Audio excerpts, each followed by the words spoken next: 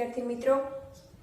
तो धोरण 11 साइंस भौतिक विज्ञान में આપણે ચેપ્ટર નંબર 2 ચાલી રહ્યું છે જે આપણું ચેપ્ટર એકમ અને માપન। તો આ એકમ અને માપન ચેપ્ટર માં આપણે આગળના વિડિયો લેક્ચર માં શેનો અભ્યાસ કરી ગયા હતા?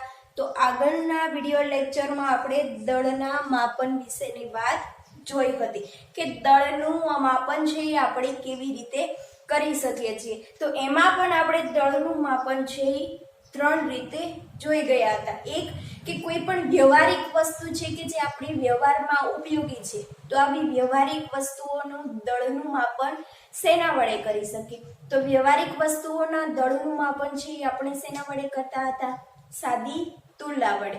એના પછી આપણે જોયું કે ખૂબ જ સૂક્ષ્મમાં સૂક્ષ્મ જે વસ્તુઓ છે, સૂક્ષ્મમાં સૂક્ષ્મ વસ્તુઓ એટલે કઈ કે પરમાણુ અણુ જે છે ન્યુક્લિયસ છે, તો આવા પરમાણુઓ અને ન્યુક્લિયસ છે એના દળનું માપન કરવું હોય તો એના માટે આપણે શેનો ઉપયોગ કરીએ કે આવા પદાર્થો ખૂબ જ સૂક્ષ્મ આપેલા છે તો એના દળનું માપન કરવા માટે આપણે માસ સ્પેક્ટ્રોગ્રાફનો ઉપયોગ કરી શકે। અને આ ઉપરથી આપણે ખૂબ જ સૂક્ષ્મ દળનું માપન કરવા માટે આપણે એક એકમ જોઈ ગયા હતા જે હતો એટોમિક માસ યુનિટ, બરાબર।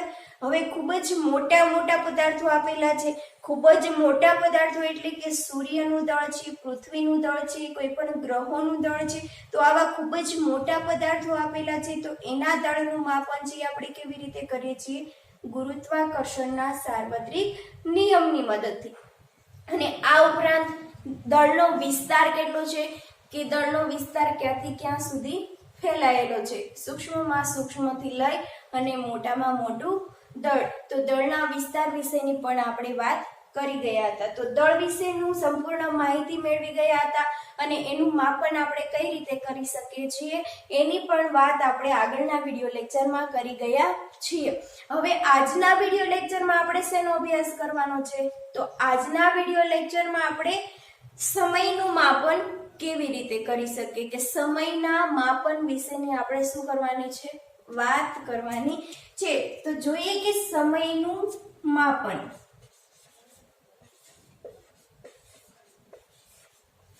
સમયનું માપન જેને ઇંગ્લિશમાં કહેશું મેઝરમેન્ટ ઓફ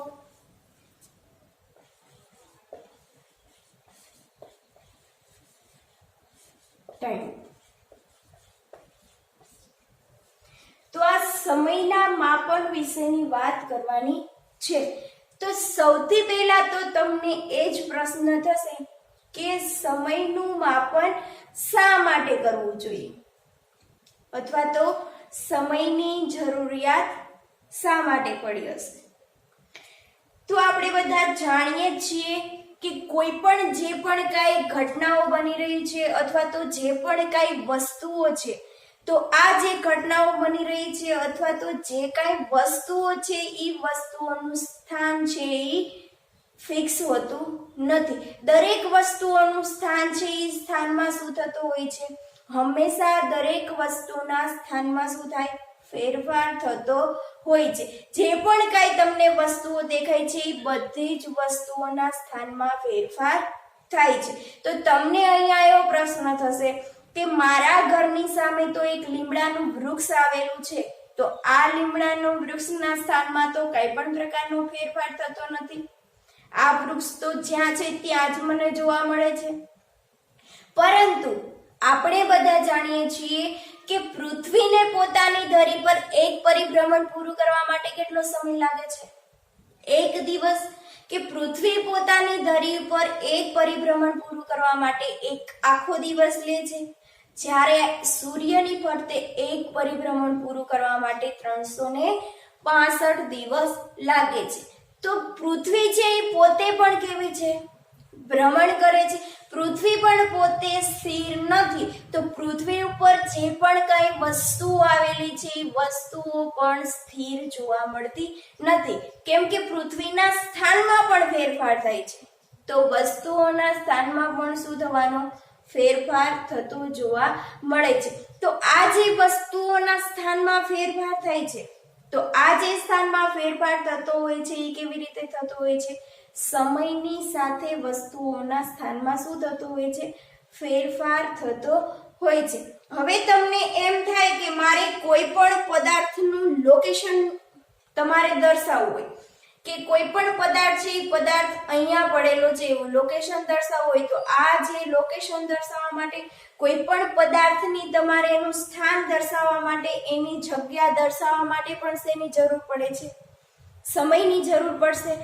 આ ઉપરાંત તમે કોઈ પણ જગ્યાએ તમે ગયા હશો ફરવા માટે, બરાબર? તો ફરવા માટે જાઓ છો, ત્યાં તમે શું કરો છો? ફોટા પાડતા હોય છો. તો આ ફોટા જે પાડો છો એ ફોટાની સાથે સાથે પણ તમને શું દર્શાવે છે? સમય દર્શાવે છે કે આ સમયે આ જગ્યા ઉપર તમારો ફોટો હતો. તો આ ફોટોનું સ્થાન દર્શાવવા માટે પણ તમને શું દર્શાવે છે? સમય તમને દર્શાવતા હોય છે. તો આમ છે સમય છે એ આપણા માટે શું છે? ખૂબ જ અગત્યનો ટોપિક છે. તો તે માટે આપણે શું કરવું પડશે? સમયનું માપન કરવું પડશે. હવે પહેલાના જમાનામાં, ખૂબ જ ઘણા વર્ષો પહેલાની વાત કરીએ આપણે, તો પહેલાના જમાનામાં છે એ લોકો સમયનું માપન કેવી રીતે કરતા હતા? તો પહેલાના જમાનામાં જે લોકો છે ને એ સમયનું માપન છે એમની પાસે કોઈ પણ પ્રકારની ઘડિયાળ હતી નહીં. કેમ કોઈ પણ પ્રકારની ઘડિયાળ હતી નહીં? કારણ કે ત્યારે ટેકનોલોજીનો આટલો બધો વિકાસ થયો નહોતો. તો પહેલાના જમાનામાં એ લોકો પાસે ઘડિયાળ નથી, તો એ લોકો છે એ સમયનું માપન કેવી રીતે કરતા હશે? તો એ લોકોને સમયનું માપન કરવા માટે કોઈ પણ વસ્તુ જે ઊંચી આવેલી હોય છે, કોઈ પણ વૃક્ષ ઊંચા હોય છે, અથવા તો કોઈ પણ પિરામિડ તમે જોયા હશે, આમ ટોચ ઉપર હોય ને એવા પિરામિડ, તો પિરામિડ ઊંચા હોય છે. તો આ વૃક્ષ છે, પિરામિડ છે, તો આના જે તમને પડછાયો પડતો હોય છે એ પડછાયાની લંબાઈ માપીને એ લોકો શું કરતા હતા? સમયનું માપન કરતા હતા, બરાબર? પડછાયાની મદદથી સમયનું માપન કરે તો તમને અહીંયા પ્રશ્ન થશે કે પડછાયો તો ખાલી દિવસે જ જોવા મળતો હોય છે, તો રાત્રિના સમયે લોકો કેવી રીતે સમયનું માપન કરતા હશે? બરાબર? દિવસે તો માની લઈએ કે એ લોકો પડછાયાની મદદથી સમયનું માપન કરે છે, પરંતુ રાત્રિના સમયે માપન કરવા માટે એ લોકો છે ને અત્યારના જમાનામાં જેટલું પોલ્યુશન જોવા મળે છે ને એટલું પહેલાના જમાનામાં પોલ્યુશન હતું નહીં. ઘણા વર્ષો પહેલા છે ને એ પોલ્યુશન કેવું હતું? સાવ ઓછું હતું. હવે પોલ્યુશન ઓછું હોવાના કારણે તારાઓના જે લોકેશન છે, તારાઓનું જે સ્થાન છે ને એ સ્થાન છે એ કેવા દેખાતા? સ્પષ્ટ, એકદમ ક્લિયર દેખાતા. તો તારાઓના જે લોકેશનમાં ફેરફાર થાય છે, તારાઓના સ્થાનમાં ફેરફાર થાય છે, તો તારાઓનું જેટલું સ્થાન ફેરફાર થયું હશે એ સ્થાન જેટલું ફેરફાર થયું હોય ને એના ઉપરથી સમયની નોંધણી કરતા હતા કે આટલો સમય થયો હશે. તો આ બધી થઈ પહેલાના જમાનાની વાત, કે પહેલાના જમાનામાં આવી રીતે સમયનું માપન કરવામાં આવતું હતું. હવે અત્યારે આપણે જોવા જઈએ તો આપણને ખબર છે કે પૃથ્વી જે પોતાની ધરી ઉપર એક પરિભ્રમણ પૂરું કરવા માટે 24 કલાક લગાડે. એક દિવસમાં એક પરિભ્રમણ પૂરું કરે છે. તો પૃથ્વી પોતાની ધરી ઉપર એક દિવસમાં એક પરિભ્રમણ પૂરું કરે છે. તો આ એક દિવસને શું કર્યું? એક દિવસના 24 ભાગ કરી દીધા. એટલે એક દિવસ બરાબર કેટલું થઈ ગયું?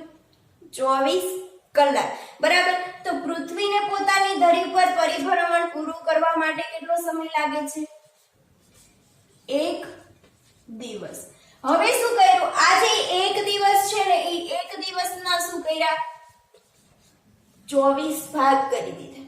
તો એક દિવસના 24 ભાગ કરવી, એમાંથી જે એક ભાગ છે એ એક ભાગને કેટલું કહી દીધું? 1 કલાક. એક દિવસના 24 ભાગ છે એમાંથી જે એક ભાગ છે એ એક ભાગને શું કહી દીધું? 1 કલાક. તો આખા દિવસના 24 ભાગ છે તો એક દિવસમાં કેટલી કલાક હશે? એક દિવસમાં 24 કલાક. અને 24 માંનો એક ભાગ એટલે શું થાય? કલાક, બરાબર. હવે આ જે તમને 1 કલાક મળે છે એ 1 કલાકને શું કર્યું, 1 કલાકના પાછા 60 ભાગ કરી દીધા અને આ 1 કલાકના 60 ભાગ કર્યા એમાંથી એક ભાગ છે એ એક ભાગ કેટલો મળે છે, 1 મિનિટનો. 1 કલાકના 60 ભાગ કર્યા એમાં એ 60 ભાગમાંથી એક ભાગ છે એ 1 મિનિટનો બને છે, બરાબર. તો 1 કલાકમાં કેટલી મિનિટ થશે, 60 મિનિટ થશે. 1 કલાકમાં 60 ભાગ છે એટલે 1 કલાકમાં 60 મિનિટ થાય. એવી જ રીતે જે 1 મિનિટ મળી છે એ 1 મિનિટને શું કર્યું, 1 મિનિટના પણ 60 ભાગ કરી દીધા. હવે આ 1 મિનિટના 60 ભાગ કર્યા એમાંથી એક ભાગ જે છે એ એક ભાગ કેટલો મળ્યો, 1 સેકન્ડનો. અને આ જે એક ભાગ છે એ 1 સેકન્ડનો છે તો 1 મિનિટના 60 ભાગ હોવાથી 1 મિનિટ બરાબર શું થશે, 60 સેકન્ડ. તો આવી રીતે પૃથ્વી છે એ એક દિવસમાં એક પરિભ્રમણ પૂરું કરે છે અને આ એક પરિભ્રમણ પૂરું કરવાથી એના એક પરિભ્રમણ ઉપરથી આખો સમય નોંધવામાં આવ્યો છે કે એક દિવસના 24 કલાક હોય એમાંથી એક ભાગ છે એ કેટલો બનશે, 1 કલાકનો. પછી આ 1 કલાકના શું કર્યા, 60 ભાગ કર્યા એમાંથી એક ભાગ છે એ 1 મિનિટનો બનશે અને 1 મિનિટના પાછા 60 ભાગ કરવી એમાંથી એક ભાગ છે એ કેટલો બનશે, 1 સેકન્ડનો ભાગ જોવા મળે છે. તો આવી રીતે છે એ સમયનો તમને દર્શાવવામાં આવે છે કે આવી રીતે સમય કલાક, મિનિટ અને સેકન્ડમાં શું કરવામાં આવ્યો, વહેંચવામાં આવ્યો.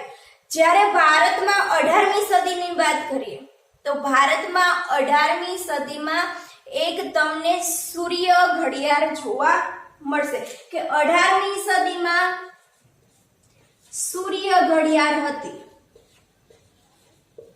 અને આ સૂર્ય ઘડિયાળ છે અત્યારે ભારતમાં જંતર મંતર કરીને એક પ્લેસ આવેલું છે જયપુરની અંદર.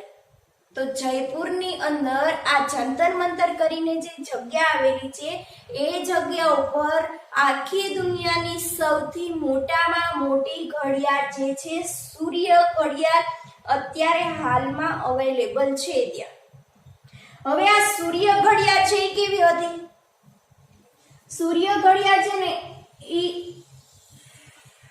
આવી મોટી હતી, એની અંદર આવી રીતે સમય આપેલો હતો 12, 1, 2, 3, 4, 5, 6, 7, 8, 9, 10, 11 અને 12 અને વચ્ચેની બાજુએ શું આપેલો હતો, એક મોટો ડાયલ આપેલો હતો. ડાયલ એટલે કે કાંટો.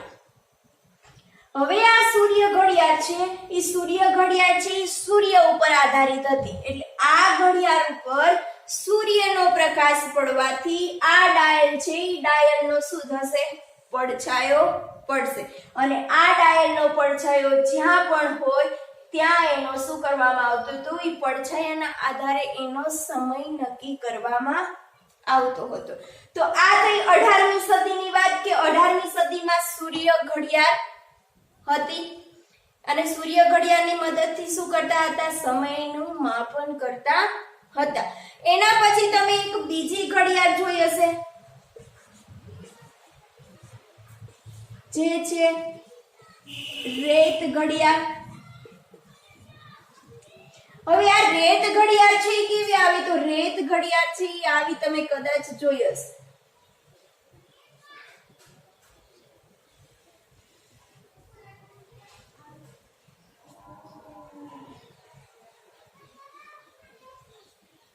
અને આ રેત ઘડિયાળની અંદર શું હોય, રેતી ભરેલી હોય છે, બરાબર. હવે આ રેત ઘડિયાળમાં અહીંયા રેતી ભરેલી હોય છે, ધીમે ધીમે રેતી શું થતી હોય છે, અહીંયા ખાલી થતી હોય છે અને અહીંયા રેતી બધી ખાલી થઈ જાય ત્યારે 1 મિનિટનો સમય નોંધવામાં આવતો હતો કે રેત ઘડિયાળ જ્યારે આવી રીતે પડેલી હોય ઉપરના ભાગમાંથી બધી જ રેતી છે એ નીચેના ભાગમાં આવી જાય ત્યારે 1 મિનિટનો સમય નોંધવામાં આવતો હતો.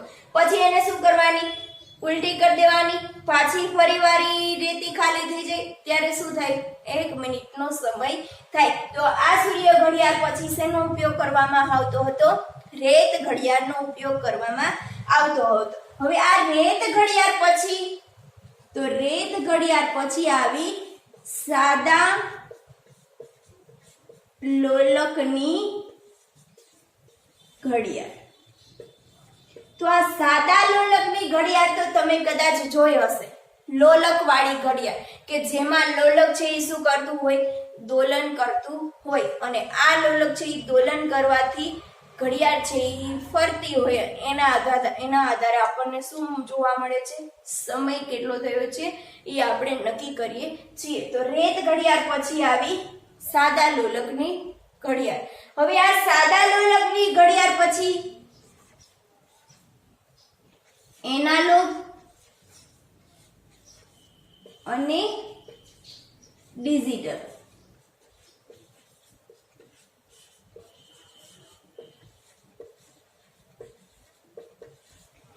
તો આ એનાલોગ અને ડિજિટલ ઘડિયાળ કેવી હતી, તો એનાલોગ ઘડિયાળ એટલે શું,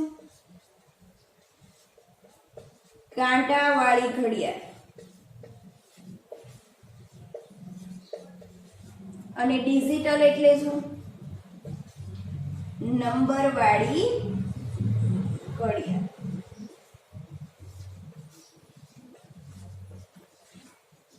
તો આ એનાલોગ ઘડિયાળ એટલે કે કાંટાવાળી ઘડિયાળ. કાંટાવાળી ઘડિયાળ એટલે કે જેમાં 3 કાંટા આવેલા હોય, બરાબર.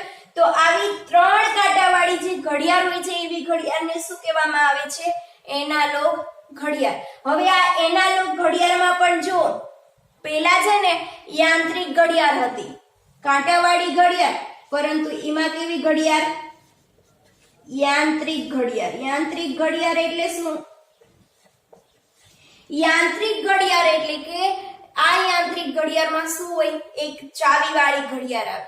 ચાવીવાળી ઘડિયાળ આવે અને એની અંદરની બાજુએ શું હોય, સ્પ્રિંગ આવેલી હોય, બરાબર. હવે આ ચાવીને તમે જેમ જેમ ફેરવો છો એમ એમ અંદરની બાજુએ જે સ્પ્રિંગ આવેલી હોય છે એ ચાવીને ફેરવવાની મદદથી અંદરની બાજુએ સ્પ્રિંગ છે એ શું થાય, કમ્પ્રેસ થતી હોય. અને અંદરની બાજુએ સ્પ્રિંગ છે એ કમ્પ્રેસ થવાના કારણે તમે ચાવી ઉપર શું કર્યું છે, કાર્ય કર્યું છે. આ કાર્ય છે એ સ્પ્રિંગમાં શું થશે, સ્થિતિ ઉર્જા સ્વરૂપે સ્ટોર થઈ જશે, બરાબર.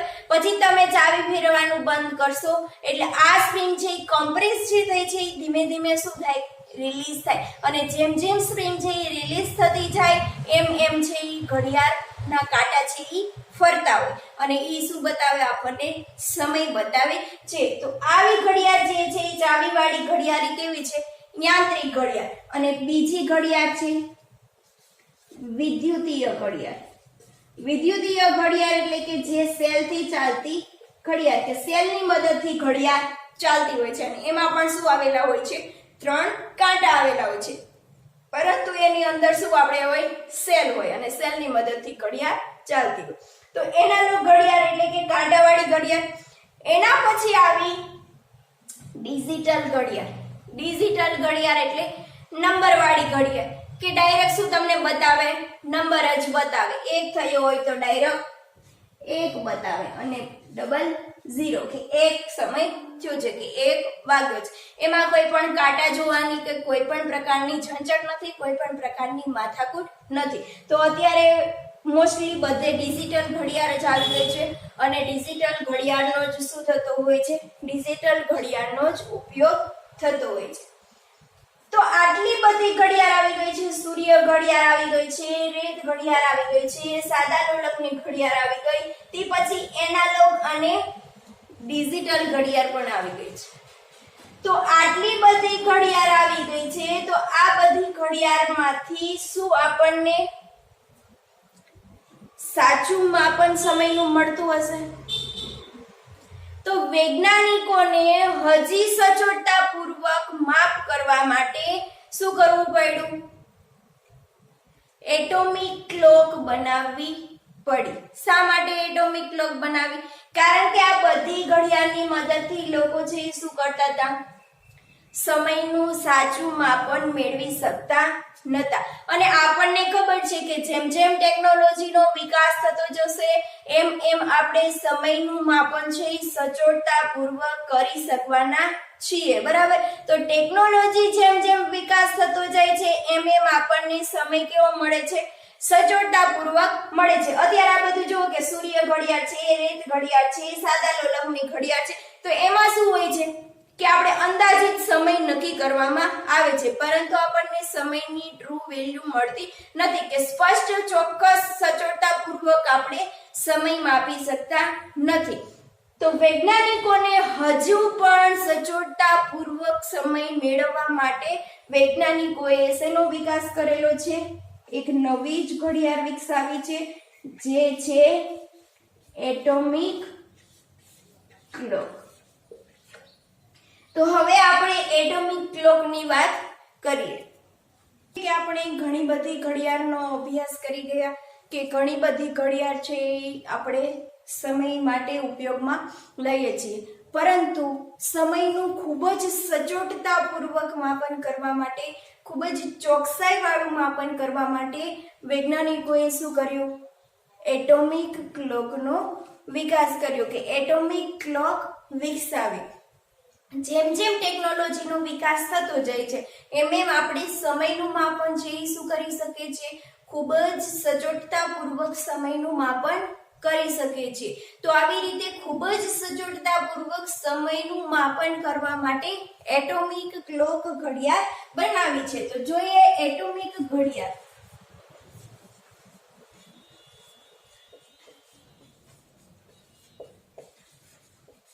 એટોમિક ઘડિયાળ.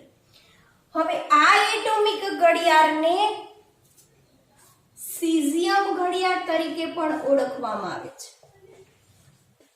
શું કહેવામાં આવે છે? એટોમિક ઘડિયાળને સીઝિયમ ઘડિયાળ પણ કહે છે. તો આ એટોમિક ઘડિયાળને સીઝિયમ ઘડિયાળ શા માટે કીધું હશે? તો આ જે એટોમિક ઘડિયાળ છે એ સીઝિયમ 133 સીઝિયમ 133 નામનું શું છે? મટીરીયલ છે. અને આ સીઝિયમ 133 નામ મટીરીયલ છે એ મટીરીયલમાંથી શું કરવામાં આવે છે? એટોમિક ઘડિયાળ બનાવવામાં આવે છે. અને મટીરીયલ કયું છે? સીઝિયમ 133. તો મટીરીયલ સીઝિયમ 133 ઉપયોગમાં થતું હોવાથી એટોમિક ઘડિયાળને શું કહેવામાં આવે છે? સીઝિયમ ઘડિયાળ પણ ઓળખવામાં આવે છે. તો આ સીઝિયમ 133 છે એ સીઝિયમ પરમાણુમાં થતા પૂર્ણ દોલનો ઉપર આધારિત છે. તો સીઝિયમ જે ઘડિયાળ છે એ સીઝિયમ ઘડિયાળ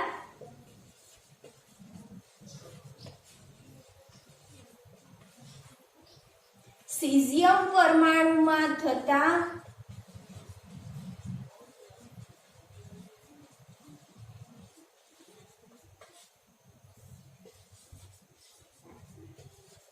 પૂર્ણ દોલનો પર આધારિત છે.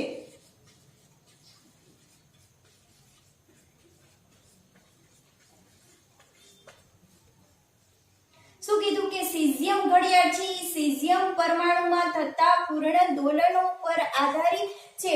હવે આ સીઝિયમ પરમાણુમાં પૂર્ણ દોલનો છે એ કેવી રીતે થતા હશે? બરાબર. તો જોઈએ કે સીઝિયમ 133 માં સીઝિયમ 133 માં પરમાણુની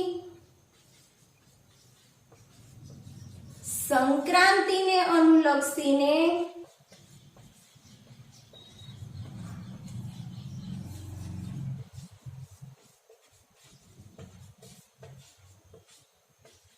ઉત્સર્જિત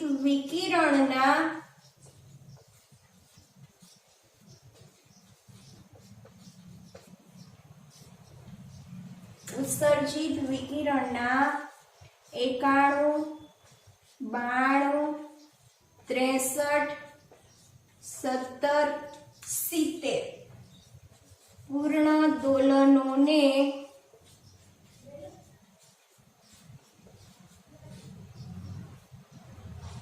1 સેકન્ડ સમય કહે છે। હવે આમાં કશી જ ખબર પડી નહીં કે સીઝિયમ 133 માં પરમાણુની સંક્રાંતિને અનુલક્ષીને ઉત્સર્જિત વિકિરણના 91 92 63 17 70 પૂર્ણ દલોનને 1 સેકન્ડ સમય કહે છે। હવે આમાં તમને કંઈ જ વાંચવાથી સમજમાં આવતું નહીં, બરાબર? તો સમજીએ કે આ જે 1 સેકન્ડ સમય છે એ કેવી રીતે આપણને મળે છે કે સીઝિયમ 133 નામનું જે આપણે મટીરીયલ છે એમાંથી આપણે સીઝિયમ ઘડિયાળ બનાવેલી છે અને આ જે સીઝિયમ ઘડિયાળમાં 1 સેકન્ડનો સમય છે એ કેવી રીતે મળે છે, બરાબર? તો સમજીએ। અહીંયા શું કીધું કે સીઝિયમ 133 ઈ શું છે? એક પ્રકારનું મટીરીયલ છે, બરાબર? તો કોઈ પણ આપણને ખબર છે કે કોઈ પણ મટીરીયલની અંદર શું હોય છે? પરમાણુ આવેલા હોય છે અને પરમાણુની અંદર શું હોય છે? ન્યુક્લિયસ હોય છે, બરાબર? તો આ જે પરમાણુ છે એ પરમાણુની અંદર છે એ આપણને ખબર છે કે પરમાણુની અંદર શું હોય છે? ન્યુક્લિયસ, અને આ ન્યુક્લિયસની અંદર શું હોય છે?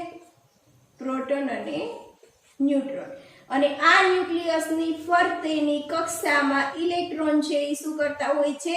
પરિભ્રમણ કરતા હોય છે। તો આ છે ન્યુક્લિયસ ફરતેની શું છે? કક્ષા આવેલી છે અને આ કક્ષામાં ઇલેક્ટ્રોન છે એ પરિભ્રમણ કરતા હોય છે। તો અહીંયા પણ શું છે? ઇલેક્ટ્રોન, અને અહીંયા પણ શું છે? ઇલેક્ટ્રોન, અને આ તમારું શું છે? ન્યુક્લિયસ। તો સીઝિયમ 133 નામનું જે મટીરીયલ છે એના પરમાણુ હોય છે અને એના પરમાણુની અંદર શું હોય છે? આપણને ખબર છે કે ન્યુક્લિયસ હોય છે। હવે આ જે ન્યુક્લિયસ છે એની બાહ્ય કક્ષામાં ઇલેક્ટ્રોન શું કરતા હોય છે? પરિભ્રમણ કરતા હોય છે, પરંતુ આ ઇલેક્ટ્રોન છે એ શું થશે? ઇલેક્ટ્રોનની શું થશે? સંક્રાંતિ થશે। હવે ઇલેક્ટ્રોનની સંક્રાંતિ એટલે શું? અહીંયા જો પરમાણુની સંક્રાંતિને અનુલક્ષી, એટલે આ જે ઇલેક્ટ્રોન છે એ ઇલેક્ટ્રોન છે એ શું કરશે? પહેલા સૌથી પહેલા ઉર્જાને ગ્રહણ કરશે, અને આ ઇલેક્ટ્રોન છે એ ઉર્જા ગ્રહણ કરશે। ઉર્જા ગ્રહણ કરીને પછી ઇલેક્ટ્રોન શું થશે? એક કક્ષામાંથી બીજી કક્ષામાં શું થશે? જશે। તો ઇલેક્ટ્રોન છે એ એક કક્ષામાંથી બીજી કક્ષામાં ક્યારે જશે? જ્યારે ઇલેક્ટ્રોન છે એ ઉર્જા ગ્રહણ કરશે ત્યારે। તો ઇલેક્ટ્રોન ઉર્જા ગ્રહણ કરીને એક કક્ષામાંથી બીજી કક્ષામાં જાય છે ત્યારે આ જે ઉર્જા ગ્રહણ કરેલી છે એ ઉર્જા છે HV એટલે કે વિકિરણ સ્વરૂપે શું કરશે? બહારની બાજુએ ફેંકી દેશે। જે ઉર્જા ગ્રહણ કરેલી છે એ એક કક્ષામાંથી બીજી કક્ષામાં જશે ત્યારે એ ઉર્જા ગ્રહણ કરેલી છે એને વિકિરણ સ્વરૂપે બહારની બાજુએ ફેંકી દેશે, એટલે કે ઉત્સર્જિત વિકિરણ। અહીંયા જો ઉત્સર્જિત વિકિરણના એટલે કે ઉર્જાને વિકિરણ સ્વરૂપે બહારની બાજુએ ફેંકી દેશે અને આ ઇલેક્ટ્રોન છે એ શું થશે? બીજી કક્ષામાં જશે, પરંતુ આ ઇલેક્ટ્રોન છે એ બીજી કક્ષામાં જાજો સમય રહી શકશે નહીં। ઉર્જાને ફેંકી દેશે પછી શું કરશે? તરત ને તરત જે કક્ષામાં હતો એની એ જ કક્ષામાં શું થશે? પાછો જતો રહેશે। તો આ ઇલેક્ટ્રોન છે એ ઉર્જા ગ્રહણ કરે છે ત્યારે એ ઇલેક્ટ્રોન છે એક કક્ષામાંથી બીજી કક્ષામાં જાય છે, અને જ્યારે છે એક કક્ષામાંથી બીજી કક્ષામાં જાય છે ત્યારે એને જે ઉર્જા ગ્રહણ કરેલી છે એ ઉર્જા વિકિરણ સ્વરૂપે શું કરશે? ઉત્સર્જિત કરશે, વિકિરણ સ્વરૂપે બહારની બાજુએ ફેંકશે અને પછી બીજી કક્ષામાં જશે, એટલે બીજી કક્ષામાં જાજો સમય ટકી શકશે નહીં, પાછો શું થશે? એની એ જ કક્ષામાં પાછો જશે, પાછી ઉર્જા ગ્રહણ કરશે અને ફરીવાર શું થશે? આખી પ્રોસેસ ચાલુ થશે। તો આ જે સીઝિયમ 133 માં પરમાણુની સંક્રાંતિ એટલે કે જે આ ઇલેક્ટ્રોન એક કક્ષામાંથી બીજી કક્ષામાં જાય છે ત્યારે શું થાય છે? ઇલેક્ટ્રોનની સંક્રાંતિ થતી હોય છે અને એમાંથી વિકિરણ સ્વરૂપે ઉર્જા છે શું થતી હોય છે? ઉત્સર્જિત થતી હોય છે। હવે આ ઇલેક્ટ્રોન છે એ એક કક્ષામાંથી બીજી કક્ષામાં જાય છે, ત્યાંથી પાછા જાય છે એક કક્ષામાં ઘડિયાળમાંથી બીજીમાં જાય છે, ત્યાંથી પાછા જાય છે. આવી રીતે શું થતું હોય છે? કન્ટિન્યુ એનું દોલન શું થતું હોય છે? ચાલુ થતું હોય છે, કે ચાલુ એમની દોલનો કરતા રહેતા હોય છે. અને આ દોલનોની તમને સંખ્યા આપેલી છે 91 92 63 70. એટલે આ ઇલેક્ટ્રોન છે ઈ આટલી વખત દોલન કરે 91 92 63 70, એટલે કે કેટલી મોટી સંખ્યા થઈ ગઈ, કેટલા બધા દોલનો કરશે. અને આ ઇલેક્ટ્રોન છે ઈ જ્યારે આટલા દોલનો કરશે ત્યારે એનો સમય તમને નોંધવામાં આવેલો છે 1 સેકન્ડ. તો તમે વિચાર કરો કે કેટલું બધું 1 સેકન્ડમાં ઇલેક્ટ્રોન છે પરમાણુની સંક્રાંતિ, ઇલેક્ટ્રોનની સંક્રાંતિ છે 1 સેકન્ડમાં આટલી બધી વાર થઈ જાય છે. તો આ જે સીઝિયમ 133 માંથી જે ઘડિયાળ બનાવેલી છે એ ઘડિયાળ કેટલી બધી સ્ટાન્ડર્ડ હશે, કેટલી બધી એને સ્ટાન્ડર્ડ માપવામાં આવતી હશે, કે કેટલો બધો એ ચોક્કસ સમય દર્શાવતી હશે, કે જેમાં આટલા બધા પૂર્ણ દોલનો તમને શું થાય છે? જોવા મળે છે. જેવી રીતે કાંડા ઘડિયાળ હોય છે, એમાં કાંડા ઘડિયાળમાં સંપૂર્ણ શું હોય છે? એક ચક્ર. અને સંપૂર્ણ એક ચક્રનું દોલન થાય છે, અને સંપૂર્ણ ચક્રના દોલન પરથી તમને શું થાય છે? સમયનું નિયમન કરે છે. એવી જ રીતે સીઝિયમ ઘડિયાળ છે, એટોમિક ઘડિયાળ છે, એમાં પરમાણુના દોલનો, સીઝિયમ પરમાણુમાં થતા પૂર્ણ દોલન, એટલે કે એમાં પરમાણુના દોલનોના આધારે શું થતું હોય છે? સમયનું નિયમન થતું હોય છે. તો આ જે સીઝિયમ ઘડિયાળ છે, એટોમિક ઘડિયાળ છે, એ એટોમિક ઘડિયાળને કેટલી બધી સ્ટાન્ડર્ડ માનવામાં આવે છે, કે જેને એટોમિક સ્ટાન્ડર્ડ, આવી ઘડિયાળને એટોમિક સ્ટાન્ડર્ડ ઘડિયાળ પણ કહે છે. Atomic standard clock.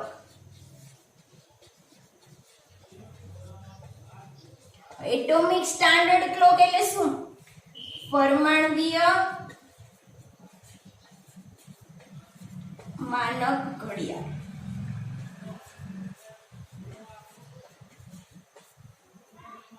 તો આ એટોમિક ક્લોકની મદદથી, સીઝિયમ ઘડિયાળની મદદથી તમે ખૂબ જ ચોકસાઈ વાળું સમયનું માપન તમે કરી શકો છો. અને 1 સેકન્ડનો સમય છે તમને ક્યારે કેટલા પૂર્ણ દોલન થવાથી તમને 1 સેકન્ડનો સમય મળે છે તમે જોઈ શકો છો. બરાબર? તો હવે તમને ખ્યાલ આવે કે શું આપણા ઇન્ડિયાની અંદર આવી ઘડિયાળ અત્યારે અવેલેબલ છે? હા. તો આપણી ઇન્ડિયાની અંદર જે NPL આવેલી છે, NPL એટલે કે નેશનલ ફિઝિક્સ લેબોરેટરી.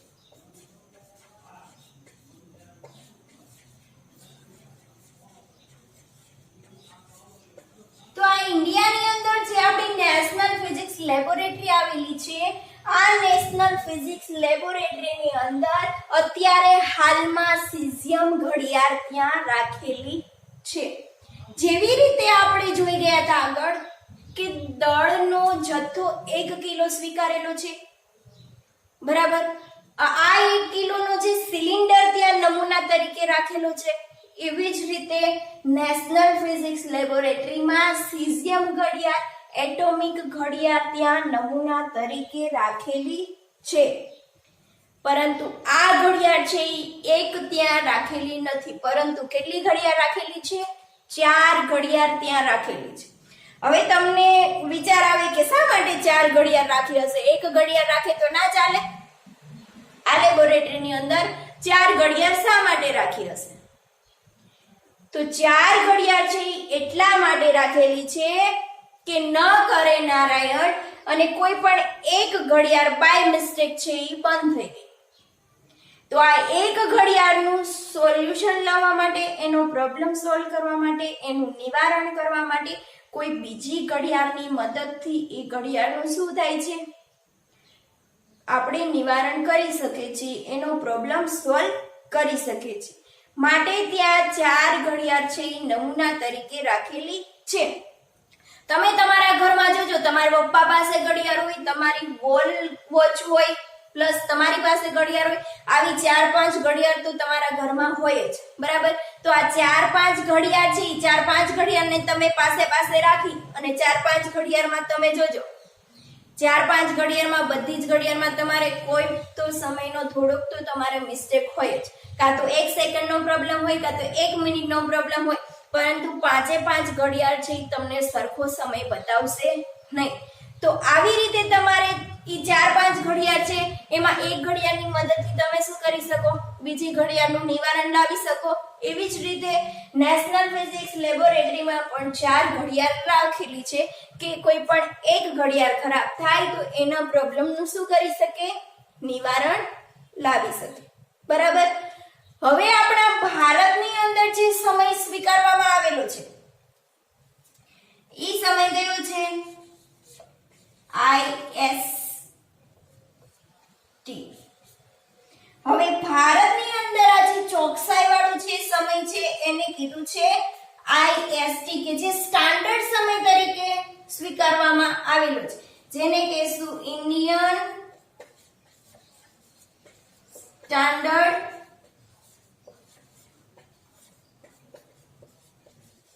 ટાઈમ. હવે ઇન્ડિયન સ્ટાન્ડર્ડ ટાઈમ એટલે શું કે ભારત માટેનો ચોક્કસ સમય. હવે આ ઇન્ડિયન સ્ટાન્ડર્ડ ટાઈમ એટલે કે ભારત માટેનો ચોક્કસ સમય શા માટે સ્વીકારવામાં આવેલો હશે? માની લો કે IST લાગુ ના પાડેલું હોય, ભારત માટેનો ચોક્કસ સમય ના લાગુ પાડેલો હોય તો શું થાય? માની લો કે કોઈ પણ નેશનલ લેવલના કોઈ પણ કાર્યક્રમ હોય, IST છે ઈ લોકેશન ઉપર આધારિત છે કે આખા ભારતમાં જો IST લાગુ ના પાડેલું હોય, બધા જ આખા ભારતમાં ચોક્કસ સમય બધાએ સરખો રાખો ના લાગુ પાડેલું હોય તો બધી જ જગ્યાએ સમય કેવો મળે છે, અલગ અલગ મળશે.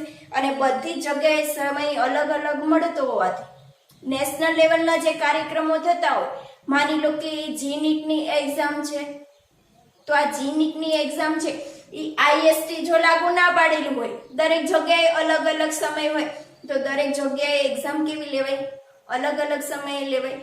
હવે IST લાગુ પાડેલું છે, ભારત માટેનો ચોક્કસ સમય લાગુ પાડેલો છે, તો આ ભારત માટેનો જે ચોક્કસ સમય લાગુ પાડેલો છે એના આધારે આપણે શું કરીએ છીએ કે નેશનલ લેવલના જે કાર્યક્રમો હોય, GNET-ની એક્ઝામ હોય, તો આખા ભારતમાં GNET-ની એક્ઝામ છે એ શું થાય, IST ના આધારે ચોક્કસ સમયના આધારે એક જ સાથે દરેક લોકેશન પર શું કરી શકે, એક જ સાથે એક્ઝામ લઈ શકે. તો આ ભારત માટે ભારતની અંદર જે સમય લેવામાં આવે છે એ કયો છે, IST સમય, ઇન્ડિયન સ્ટાન્ડર્ડ ટાઈમ. તમે તમારા મોબાઈલની અંદર પણ જોઈ શકો કે મોબાઈલની અંદર જે સમય બતાવતા હોય છે એમાં કોઈ પણ પ્રકારનું સેટિંગ કરવાનું હોતું નથી. એમાં શું આપેલું હોય છે, ઓટો સેટિંગ આપેલું હોય છે કે એમાં IST ટાઈમ જ આપેલો હોય છે કે પોતાની જાતે શું થતું હોય છે, ઓટો સેટિંગ થાય. અને ભારતમાં જે ચોક્કસ સમય ચાલતો હોય છે એમાં શું થઈ જતું હોય છે, સેટિંગ થઈ જતું હોય છે. હવે આ ઉપરાંત આ એટોમિક ક્લોક આપેલી છે, સીઝિયમ ઘડિયાળ આપેલી છે, એની અનિશ્ચિતતા કેટલી? શું કીધું? એટોમિક ઘડિયાળ આપેલી છે, એટોમિક ઘડિયાળની અનિશ્ચિતતા કેટલી? હવે અનિશ્ચિતતા એટલે શું કે કોઈ પણ સમય છે એ 100% ચોકસાઈ વાળો હોય નહીં, કે 100% ચોકસાઈ વાળો મળે નહીં. આ જો કેટલા બધા પૂર્ણ દોલનો થાય છે ત્યારે જે સમય છે એ 1 સેકન્ડનો છે.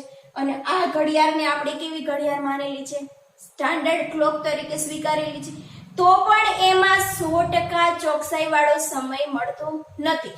એમાં કાંઈક ને કાંઈક શું હોય છે, અનિશ્ચિતતા જોવા મળે છે. તો આ જે એટોમિક ઘડિયાળ છે એ એટોમિક ઘડિયાળની અનિશ્ચિતતા કેટલી છે, ±1 ગુણ્યા 10⁻30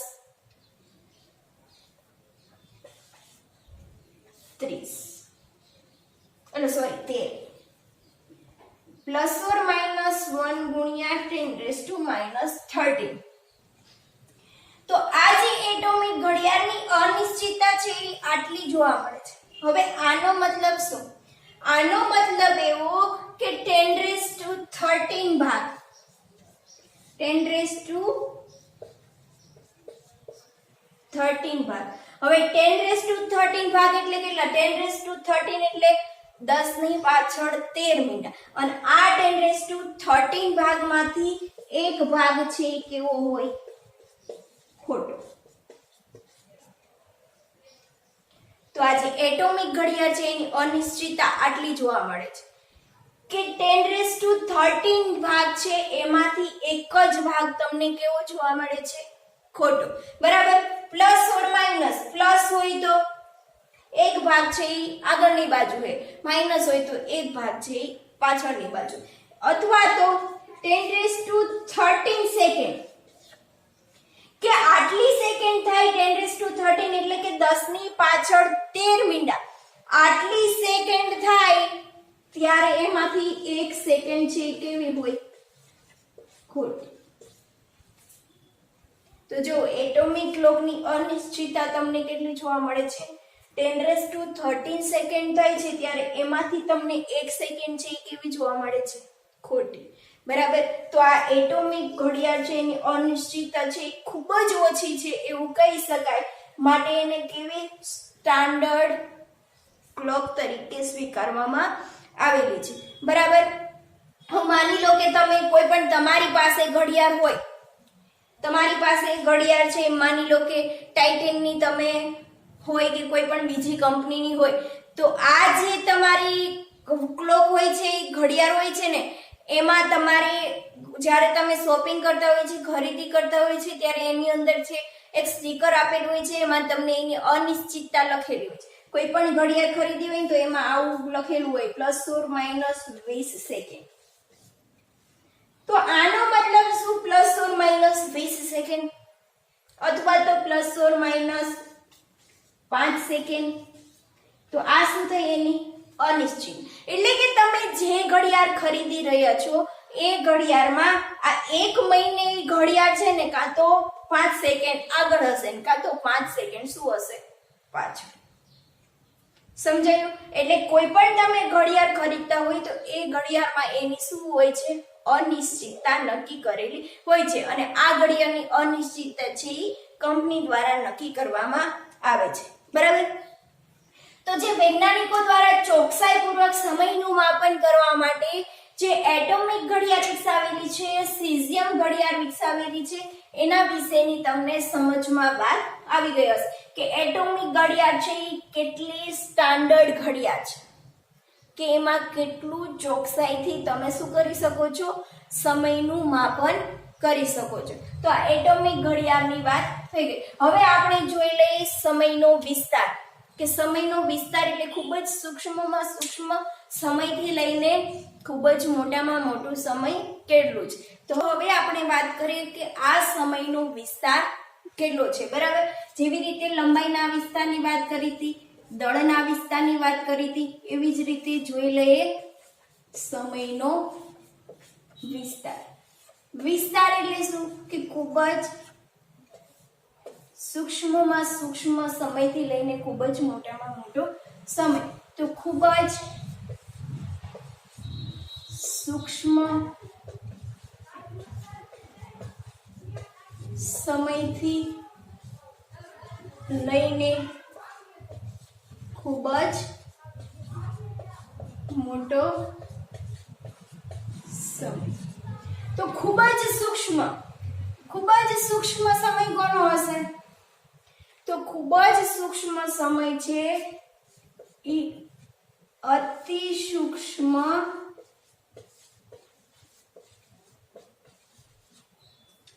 કણનો જીવનકાળ। અતિ સૂક્ષ્મ કણનો જીવનકાળ એટલે શું? કે સૂક્ષ્મમાં જે સૂક્ષ્મ કણ આવેલું છે એનો જીવનકાળ કેટલો છે, એટલે કે એનું આયુષ્ય કેટલું છે, કે સૂક્ષ્મ કણ છે એ કેટલું એનું જીવન રહી શકે છે, કેટલા સમય સુધી એનું જીવન જીવી શકે છે। બરાબર? એટલે અતિ સૂક્ષ્મ કણનો જીવનકાળ થી લઈને ખૂબ જ મોટો સમય એટલે કે વિશ્વનું આયુષ્ય, એટલે કે આખા વિશ્વનું આયુષ્ય છે એ કેટલો સમય છે? તો અતિ સૂક્ષ્મ કણનો જીવનકાળ છે એ તમને આપેલું છે 10⁻24 સેકન્ડ, કે અતિ સૂક્ષ્મ કણનો જીવનકાળ છે 10⁻24 સેકન્ડ, અને વિશ્વનું આયુષ્ય તમને આપેલું છે 10⁻17 સેકન્ડ. તો આ થયો તમારે સમયનો વિસ્તાર કે સૂક્ષ્મમાં સૂક્ષ્મ સમયથી લઈને ખૂબ જ મોટામાં મોટો સમય. હવે જોઈ લઈએ સમયનો ગુણોત્તર.